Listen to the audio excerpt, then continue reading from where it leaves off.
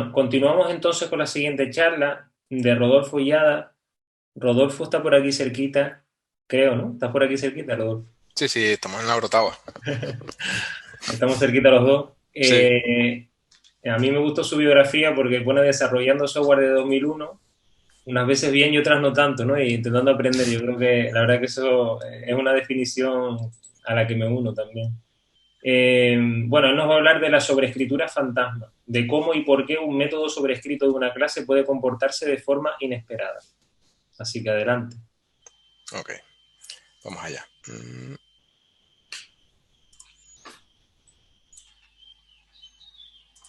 Vale, a ver. Ahí lo tenéis, ¿verdad? Sí, se ve. Se ve, ¿verdad? Vale. Pues nada. El título de mi charla es La sobreescritura fantasma. ¿Por qué? Bueno, porque lo que les vengo a contar me ocurrió hace unos años cuando era pues algo más novatillo y me pareció interesante porque son de esas cosas que te ocurren, que cuando te ocurren se te quedan grabadas, ¿no? Son de esos aprendizajes que no vienen de una lectura o vienen de un tutorial o un curso, son cosas como lo que has contado, Esaú, que cuando te ocurren, eh, pues se te queda grabado y perdura más, ¿no? Ese aprendizaje. Y bueno, antes de comenzar, bueno, tenía ya Sergio me ha presentado, pero bueno, para quien no me conozca, mi nombre es Rodolfo Illada y llevo desarrollando software desde hace muchos años. Tú has dicho ya 2001, no lo quería decir, pero bueno, he pasado por varias empresas, he tenido empresa propia y bueno, con Python llevo desde el 2008, ¿no? Bueno, he puesto en realidad ahí 2008, pero creo que fue antes, porque creo que estábamos en la anterior crisis. Y bueno, paso ya a comentarles qué fue lo que me pasó con esto de la sobreescritura fantasma. ¿Vale? Bueno, eh, para dar algo de contexto, empezaré contándoles que hace unos años estaba trabajando para una empresa de Península, que básicamente lo que teníamos era un motor de reservas de habitaciones, habitaciones de hotel, y ese motor alimentaba unas webs que después nosotros pues posicionábamos con SEO y demás, ¿vale? Eh, de tal manera que, bueno, los hoteles ni siquiera necesitaban tener una web, sino que a través de nuestro aplicativo pues recibían las reservas, ¿vale?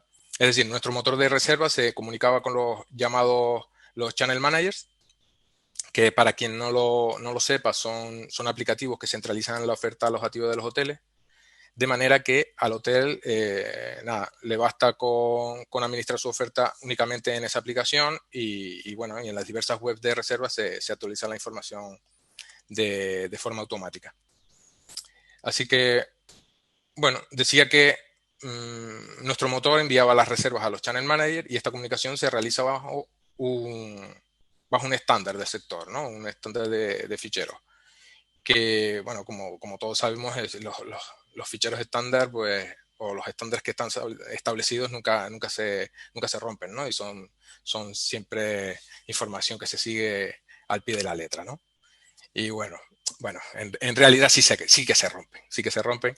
Y cuando tenemos un hotel que quiere, pues, que vaya cierta información en la cabecera del fichero y demás, pues mm, ya se hace un jaleo porque nosotros lo que teníamos nuestra clase que seguía los estándares al pie de la letra, pues ya tuvimos que empezar a hacer su clase para el hotel X, para el hotel Y, etcétera, etcétera, ¿no? Y bueno, se nos hacía un pequeño de jaleo. Mm, bueno, aquí debería empezar a explicarles qué fue o qué nos ocurrió exactamente con el tema de la sobreescritura fantasma, ¿no? Con las clases que usábamos. Pero, bueno, por un lado casi ya ni me acuerdo, es la verdad.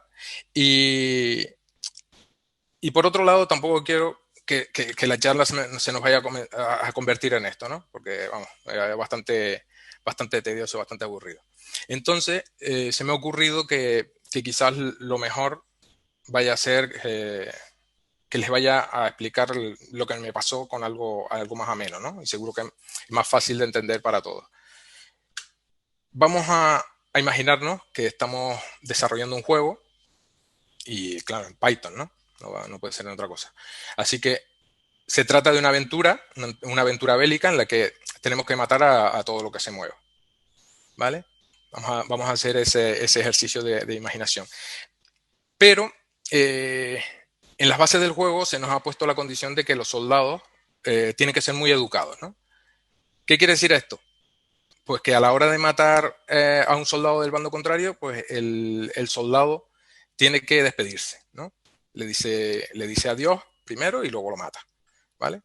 Así que eso no parece muy difícil. Bueno, entonces tendríamos algo así, ¿vale? Aquí tenemos nuestra clase Soldier con su método kill, ¿vale? Bueno, en este punto he obviado el código que realmente mata al oponente, ¿no? Que para nuestro caso pues no es importante. Lo que nos interesa es que el método kill llama a un método privado say goodbye, ¿vale? Que lo que hace en este caso es imprimir por pantalla goodbye, ¿vale? Bueno, vamos a imaginarnos que en realidad eso es lo único que necesitamos para que el soldado se despide del oponente, ¿no? Por ahora esto es lo que necesitamos y ahora entiendo que lo que tocaría era probarlo, ¿no? Pues hacemos, a ver, sí, sí, a ver si vale, aquí lo tenemos, sí. Instanciamos la clase y llamamos al método kill, ¿vale? Y efectivamente, una vez que nuestro soldado mata al oponente, vemos que se despide de él, ¿vale? Y bueno, esto es lo que se nos pedía y ya, vamos, lo tenemos funcionando. Pero resulta que ahora lo que nos piden es que el soldado se tiene que despedir en su lengua materna, ¿vale? O sea que si el soldado es español, en vez de decir goodbye, tendrá que decir adiós. Y bueno, en realidad esto no parece muy difícil. Lo que vamos a hacer es crear una subclase de nuestra clase Soldier a la que le sobreescribiremos el método say goodbye para que diga adiós, ¿vale? Y aquí lo tenemos. Nuestra clase Soldier, que extiende la clase nuestra clase Spanish Soldier, que extiende la clase Soldier, y a la que solo le sobreescribimos el método say goodbye. Y ahora dirá adiós en vez de goodbye, ¿no? Creo que estamos todos de acuerdo. Ha sido sencillo y bueno, vamos a probarlo.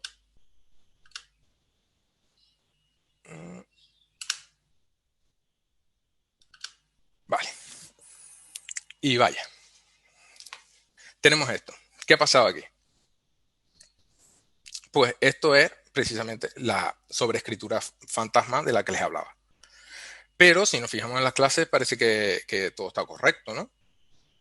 Tenemos la clase Soldier con sus métodos kill y say goodbye. Y la clase Spanish Soldier con su método say goodbye, sobreescribiendo al método de la clase de la que extiende. Pues bueno, llegado a este punto no nos queda más que investigar un poco qué es lo que ha ocurrido. Vamos a pedir en primer lugar el listado de atributos de nuestra clase, ¿vale? De la clase Soldier. Hacemos dir Soldier y ahí obtenemos el listado de atributos que si nos fijamos en el método say goodbye, ¿vale? Vemos que tiene un nombre peculiar, ¿no? El intérprete lo que ha hecho ha sido agregarle el nombre de la clase. Y bueno, el porqué de esto lo veremos ahora en un momento. Ahora vamos a hacer lo mismo con la clase Spanish Soldier, a ver qué nos encontramos. Sí, tenemos la clase Spanish Soldier, al igual que antes, hacemos dir Spanish Soldier y obtenemos el listado de atributos de la clase, ¿vale? Y si nos fijamos, tenemos dos métodos que se llaman say goodbye. Bueno, no se llama exactamente say goodbye, sino que como vemos, a cada uno de ellos le ha concatenado el nombre de la clase al principio, ¿no? Como un prefijo. Y podemos intuir que el primero dirá goodbye y el otro dirá adiós, ¿no? El primer método es el que se ha heredado de la clase Soldier y el segundo es el que creamos en la clase Spanish Soldier y que creíamos, pues, erróneamente que estaba sobreescribiendo al primero, ¿no? Ahora lo que nos toca es corroborar que efectivamente el método kill, no, perdón, ahora vamos a corroborar que es precisamente eso, ¿no? Que el método que Soldier say goodbye imprime efectivamente goodbye y el otro imprime adiós, ¿vale? Para eso vamos a llamar al disassembler que hay dentro, para ver qué es lo que hay dentro del método, ¿no? Importamos el disassembler, hacemos this Spanish soldier say goodbye y obtenemos el código desensamblado del método soldier say goodbye. Y bueno, esto es un jaleo.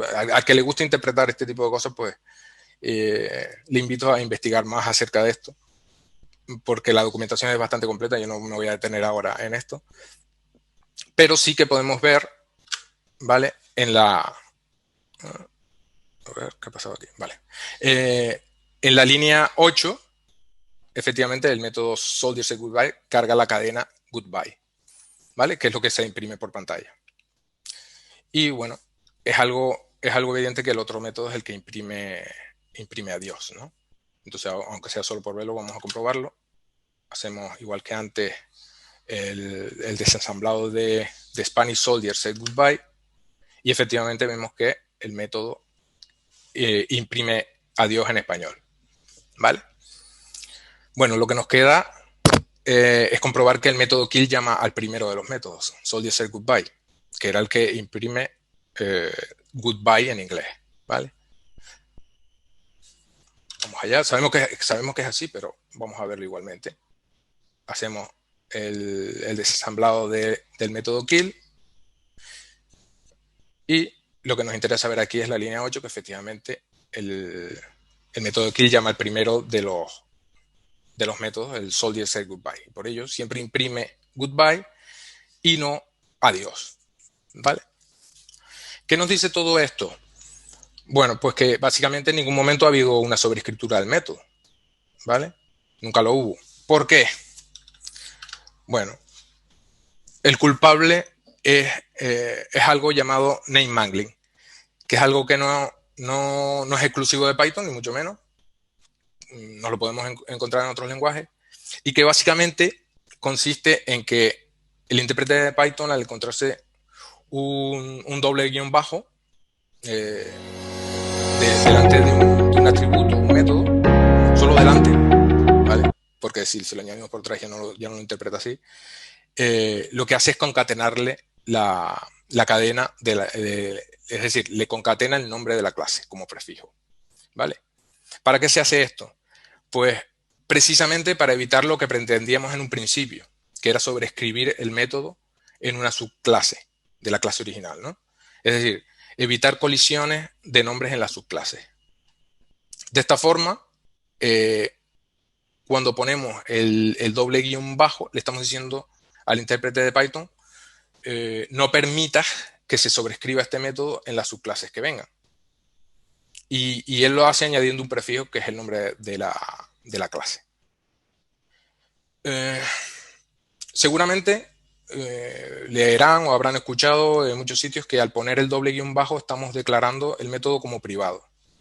Y bueno, de hecho yo mismo ya lo dije al principio de la charla. Y si se fijan, incluso en el artículo que he puesto en la slide también se dice que eso es para crear miembros privados de la clase. Pero esto no es así. En Python, por desgracia, no tenemos métodos privados ni atributos privados, ¿no? Se trata de un error muy extendido el entender que eso es así. Es cierto que si intentamos acceder a ellos desde fuera de la clase, y quizás esto es lo que confunde a mucha gente, ¿no? Vamos a tener un error en runtime. Pero no es que se deba a que el método sea privado, se debe en realidad a que lo estamos llamando a través de un método que no existe. El intérprete solo permite usar el nombre corto del método, digamos, desde otros métodos de la misma clase. Precisamente, como, es decir, se comporta como realmente como si fuese un método privado, ¿no? Para llamarlo de forma directa o desde un método de otra clase debemos usar la versión larga, ¿no? Y se va a ejecutar sin problema. Sí. Y lo vamos a comprobar ahora mismo. Como antes, tenemos nuestra clase Spanish Soldier y vamos a llamar al método setGoodbye. Instanciamos la clase, llamamos al método y obtenemos el error. Que es bastante claro, ¿no? El atributo setGoodbye no existe en la clase. Nada que ver con que sea un método privado, ni mucho menos, ¿no? Y lo que vamos a hacer ahora va a ser llamar al método con su nombre completo. ¿Vale? Instanciamos la clase de nuevo, llamamos al método soldier setGoodbye con su nombre completo y ahí lo tenemos. Goodbye en inglés, y si probamos el otro, el que lo imprime en español, pues ahí lo tenemos también, ¿no? Así que ese misterio ha sido resuelto. Y bueno, es básicamente lo que quería contar acerca del name mangling y de la sobreescritura de métodos, ¿no? Y bueno, como resumen, pues recordar que con aplicar el doble guión bajo delante del nombre del método le estamos diciendo al intérprete de Python que nos lo proteja en las futuras subclases, ¿no? Que, puede sernos de utilidad en alguna situación. Y nada más. Esto ha sido todo.